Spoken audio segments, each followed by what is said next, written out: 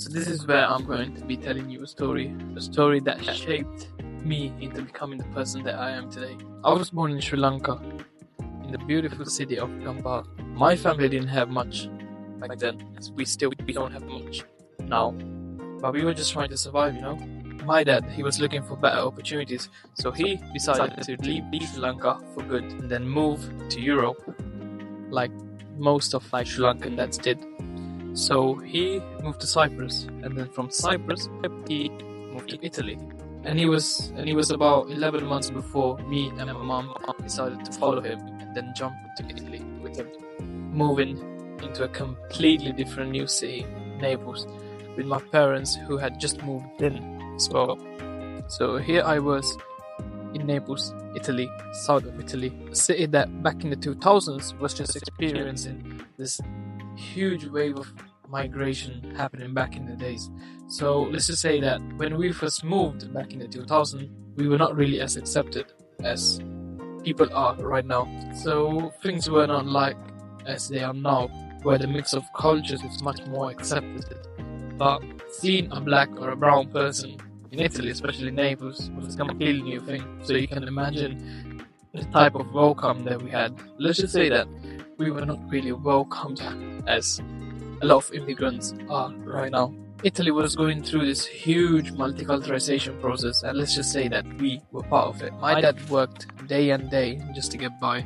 He wasn't thinking about himself, he was thinking about me, my mum, and then 5 years later, my little brother. So all of this was for us to make sure that me and my brother would have a future better than what he had back in Sri Lanka, Cyprus, and now Naples. Now, the place we lived in, it was small. And when I say small, I mean tiny, small. We didn't have heating in winter, we did not have AC in summers, you can imagine. And in Naples, the summers are tough. It would go to 40 degrees in certain summers without a fan, without AC. There were days, I remember for weeks, where I would see my dad leave for work and not come back until late at night.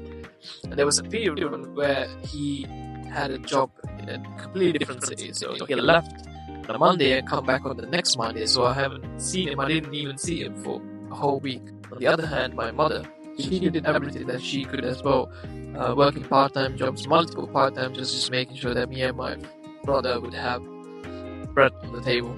I mean, at the end of the day, I just make it like we were a team, We all did that to each other while me and my brother studied in school for education for them, even though I hated going to school. So yeah, I remember 16 years we lived in Naples. We only went out once, and it was for my dad's birthday on the 12th of the 12th in 2012. I still remember that. And guess what? It was just for McDonald's, because that's how things were back then. But the struggles didn't just come from us being broke, but the struggles also came from us being immigrants in a city where immigration has just started. So we did face racism, obviously, like most of us did, and we were consistently reminded that we were not, let's say, talented enough. It wasn't just about trying to make money and survive. We had to fight for our rights as well, just to be seen as people. It was a hard pill to swallow as a kid, but now that I think about it, those experiences turned me into the man that I am right now. Growing up, I just witnessed my parents. They didn't care about what other people thought. They just cared about me and my brother. They were determined to give me and my brother the future that we deserve. So that is why I think now it's time for me and my brother to give back what they sacrificed for us. Everything my dad did, every hour he worked, was for us. It wasn't about his own success, it was just to make sure that me and my brother would be successful in life. Looking back, I understand why they did it. They did it for us and not for themselves. When you grow up like that, you see the world differently and you see life differently. And you take all the opportunities that are handed to you like they will never come back. When you grow up like that, you don't take anything for granted. Everything you get, you work for it. Nothing is handed to you. You don't really expect others to give you success, but you need to go and chase it. And that is the reason why most of us are working hard right now. That mentality, that's what I've got today, right now. The reason I'm doing everything I'm doing today, why I'm pushing myself so hard, why I'm building this channel, why I'm building my personal brand, it's because of that. It's because I grew up in a place where everything was hard.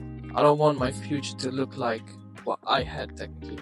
But more than that, I want to make sure that my kids, my parents, my friends, my children's children, they don't ever have to face what me and my brother and a lot of Sri Lankan and South Asian people faced in our childhood.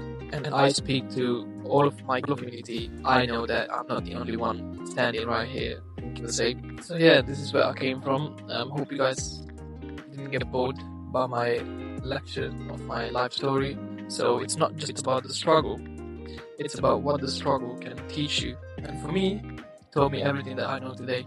It told me to never stop, to keep going, to keep chasing your dreams, because what would you do if you knew that you would not fail? Because if you keep going, you cannot fail. Trust me on that. I've failed so many times. I've failed so many business ideas, so many side hustles. But when you stick to one and when you just keep going, you build up momentum. And you need to use that momentum to go and chase your goals and dreams. Hope you guys enjoyed the video, and I will see you on the next.